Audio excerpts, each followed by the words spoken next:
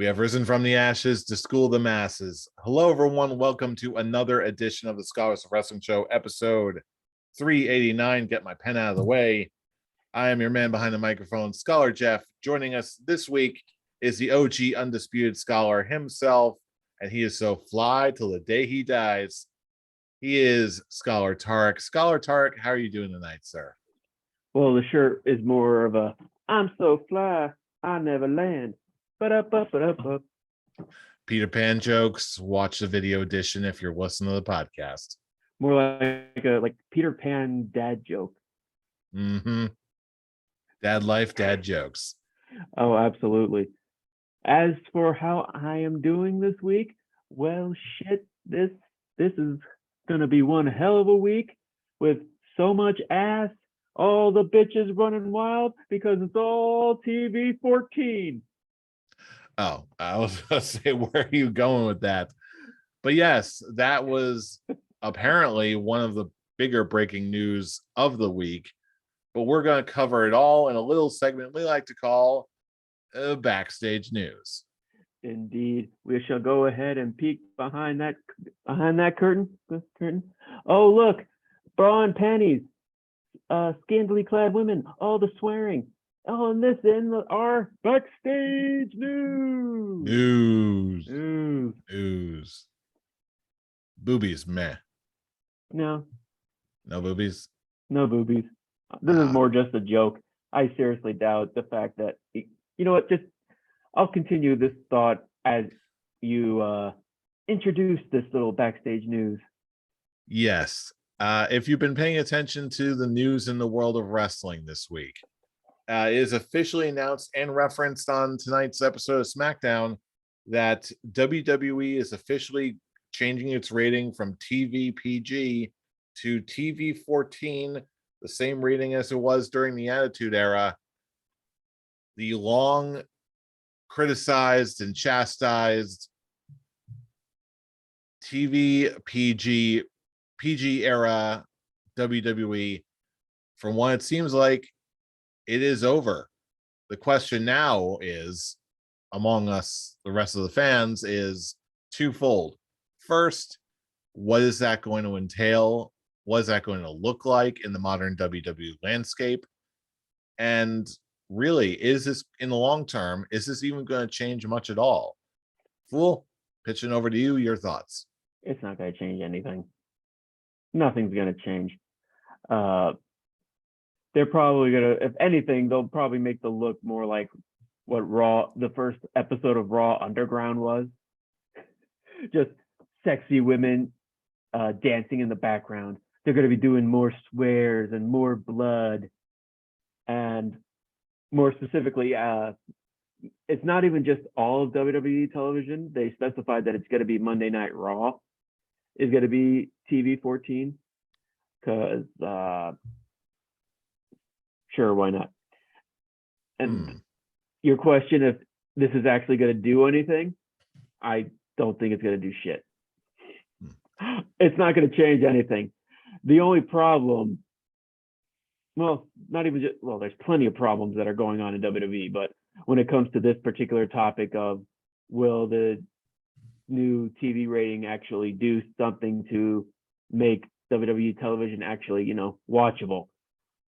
And for me, the answer is going to be no, because how I personally feel about it, it doesn't matter if it's TV 14 or if it's TV PG, as long as the stories are being told that are actually somewhat entertaining stories, interesting told stories. I honestly, this isn't really going to do anything. The product is still going to basically tell bullshit storytelling. The booking is still going to be absolutely horrible. The characters are going to continue being bland as hell. The results are probably still going to have DQ finishes or countouts or whatever finishing lousy finishing for matches that they're going to do. It didn't matter for me what the TV ratings were, as long as they put on good storytelling. That's what should really matter. I mean, example, like look at like if you look at a movie that's rated PG,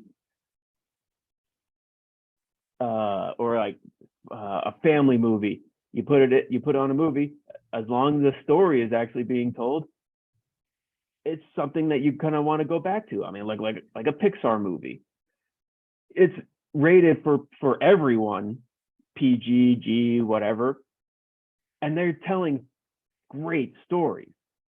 It's essentially, it could be something WWE could do. Tell a great story.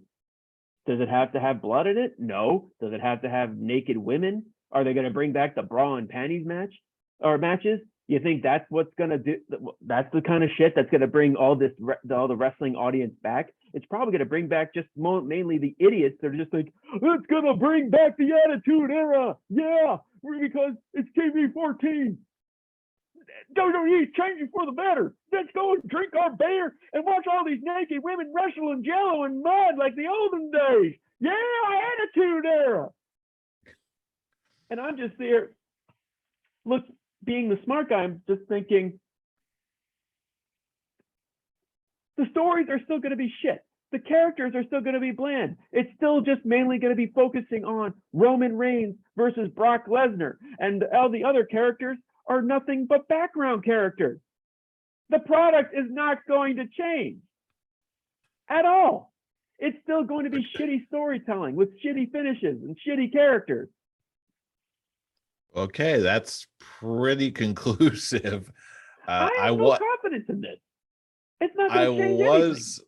I was going to say the remote possibility of not necessarily what the results may or may not be, but more like where this decision came from exactly. Did this come from Vince McMahon? Did it come from some other source with some clout in WWE? Is this a result of shareholder concern? Is there some other reason why this shift might be taking place? And if so, who is responsible for it? And will it almost have a reverse effect? Like, the rating itself is not going to change anything, I agree. But could we take this as a potential sign that something's happening backstage that we may not be privy to just yet? Well, to answer one question, I don't think Vince has any say in it at all. Because all he is just a creative guy now. Nothing is his decision. And from what I understand, from what I've heard and read, it looks like basically USA Network gave WWE the green light of they can change the rating pretty much anytime they want. And it's really just now that they're actually just opening that door and getting ready to bring all the dirty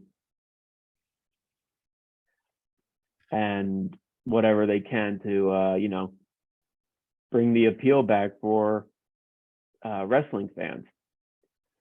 What was the other thing you asked? It was more just a general speculation about who might have been responsible for making that judgment call, and moreover, what the logic may be. Again, there's so much that we're not privy to, even in this era, that it's just going to be a wait and see approach to see how the show ends up changing or shifting direction starting next week. But it was more of just instead of the rating changing the show, I saw it more as, is it possible that the rating is more of a symptom, I guess, a shift, not in terms of direction in the show per itself, but more a shift in the direction of where creative is going to go in general. Again, a little rambly, I know, but when there's still so much we don't know about this situation, That's kind of the only answer you got. Yeah, essentially. Uh, yeah, nothing really much more we can do and just wait and see what. I know they announced it for next week to be the first episode, but I think they're actually pushing it back.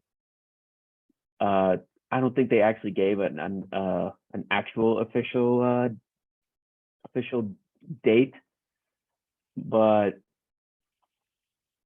I don't know. Again, I don't think this is really going to change anything. The only thing it definitely does do is cut out some of the younger audience that WWE has really built. I guess aiming towards, because they've always wanted to be more of a kid-friendly program. So now this whole changing of the rating is basically cutting them out, because hell, even some of the kids of the yesteryears are now having kids of their own, and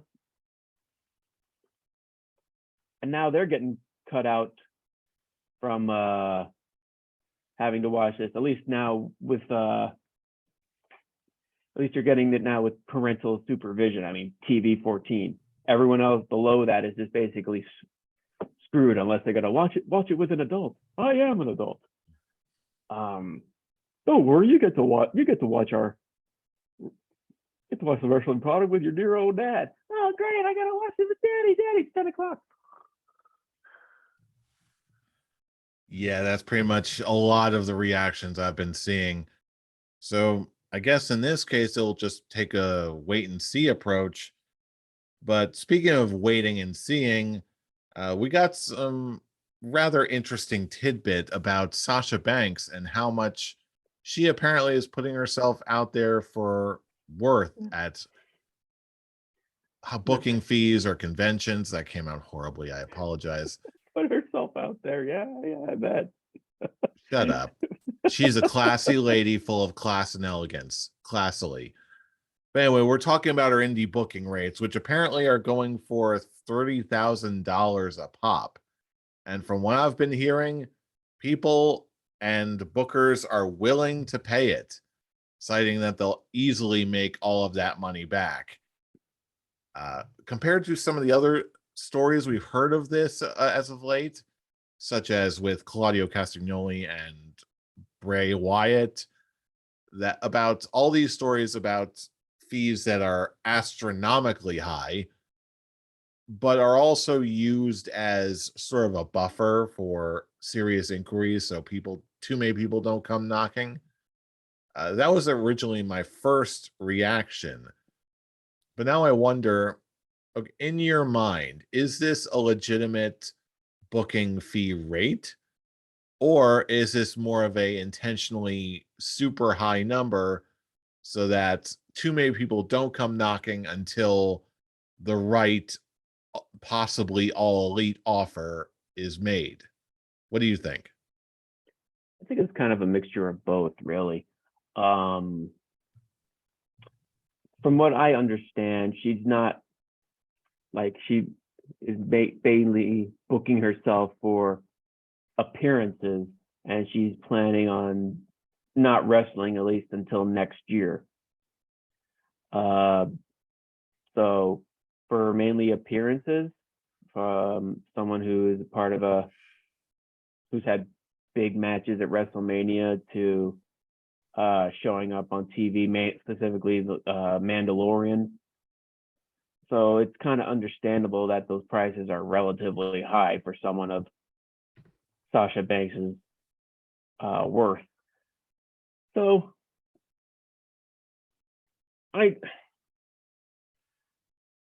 it's when it just comes down to it, I can see people like they said, people will pay for it because they know they're going to get their money back. But yeah, it's just mainly going to be for just like signings and just photo ops, appearances. She's planning on not wrestling anytime soon, at least this year. All right. Well, hopefully we get to see her in a ring again. But in the meantime, Looks like she's I'm willing looking forward to seeing her in Mandalorian. Yeah, meantime, it looks like she's certainly keeping herself busy. And Mhm. speaking of keeping busy in the world of wrestling, there were a fair amount of happenings this week in the world of wrestling, starting with Monday Night Raw and Brock Lesnar showing up and absolutely murdering people. More specifically, Alpha Academy, Otis and Chad Gable, which also it's kind of disappointing because just thinking of, it would be interesting to see an Otis Brock Lesnar, at least something. But all we get was just a Brock Lesnar no sell and basically eating Alpha Academy.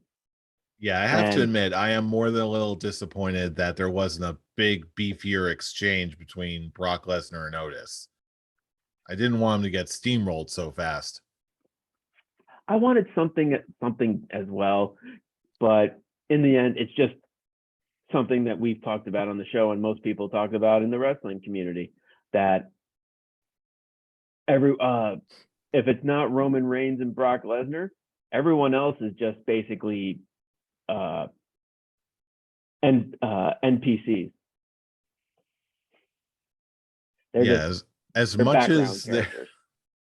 much as it seems that way most of the time, we were rather thankfully met with a little bit of a surprise that I personally wasn't expecting.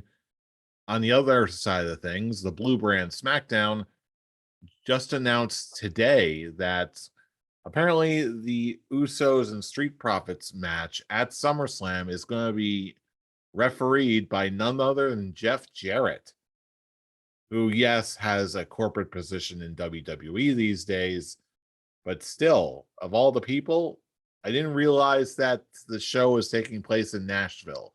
I totally forgot about that, and now it makes too much sense. But still, pleasant surprise. What do you make of it? All right, this is my reaction to the people listening to this episode and not watching it on YouTube. Thumbs up. Okay. No, I was expecting there to be a little bit more on that, but hey, I will second that thumbs up. You want more of a act? You want more to my response? I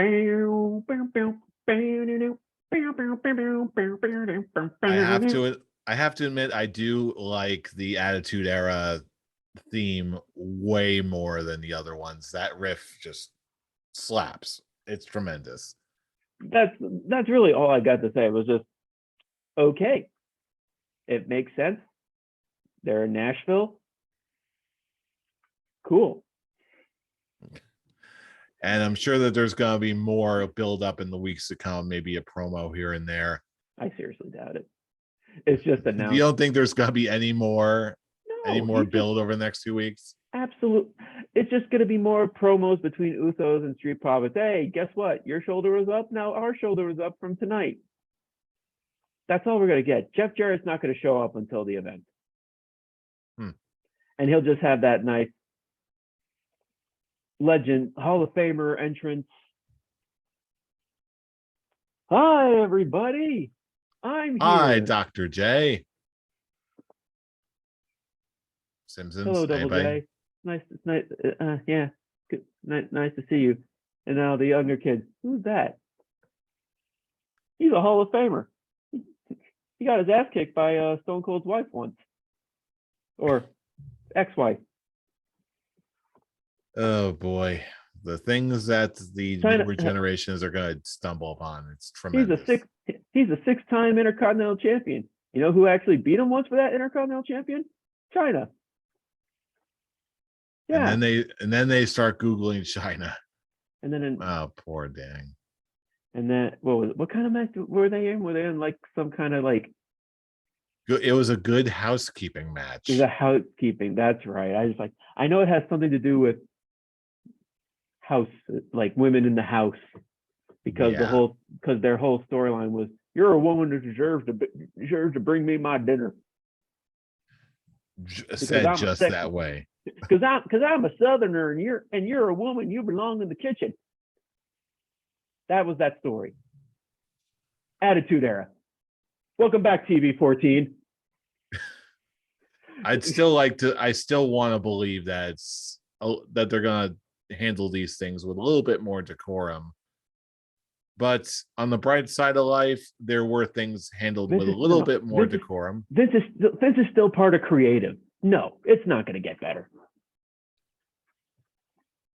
I'm just hoping it doesn't get. I'm not saying it's going to get better. More like I don't think it's going to get any worse. Hey, Vince McMahon of creative, Kevin Dunn with shitty camera angles and quick cuts and zoom in and zoom out, and Bruce Pritchard.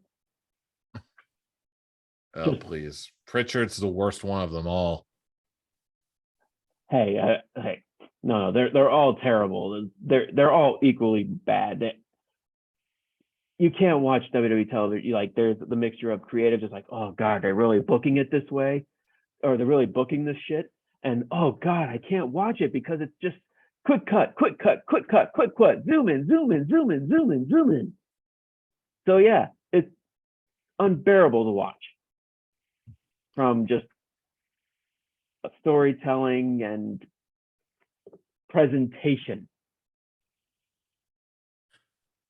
On that happy note, can we move on to something a little bit more entertaining and uplifting? Absolutely. Can we talk about Swerve in Our Glory on AEW winning the AEW tag titles already? Controversy aside, I still count it as a legitimate win. I don't care what anyone says. Unless Keith Lee and Swerve Strickland. Win. Oh no. Keith Lee and Swerve Strickland, they won that legit. They are the tag team champions. I don't care what anyone says. If anything, we'll probably just get rematches. That is a safer bet. But for now, for the time being, my man Keith Lee got a belt. Exactly. That's more than enough for me. Seriously, man, you couldn't do this when at the last prediction show? I mean, shit, seriously, man. You guys couldn't have done it then? You have to wait till now to win the goddamn belt? Damn it. Hey, if nothing else, it does make the weekly shows that much more predictable, or unpredictable rather, excuse me. It felt still like the old days of Monday Night Raw, where it felt like anything could really happen. Mm-hmm. Again, last time we were there, guess what? Bam, Jurassic Express won the tag titles. That was a fun moment. Wholly unexpected, but wholly appreciated. Absolutely. And speaking of wholly appreciated, I don't think we could go any further into this show or the rest of the week without your bright bit of news.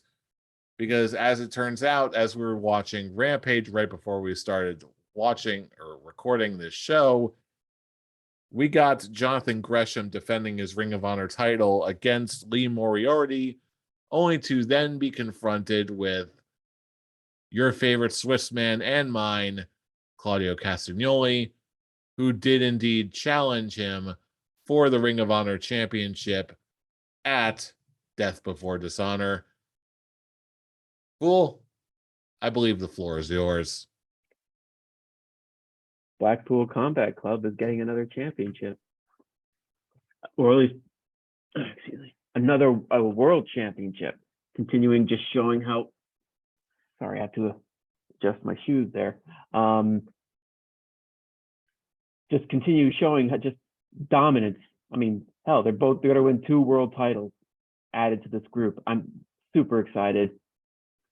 There are people think, oh yeah, Eddie Kingston is just going to interfere and cost Claudio the match. I'm just thinking, I don't care. I don't think so. There's nothing they're not even really interacting with each other anymore. Kingston has his own deal with his whatever shark cage, barbed wire. Yeah, he's definitely got his work cut out for him.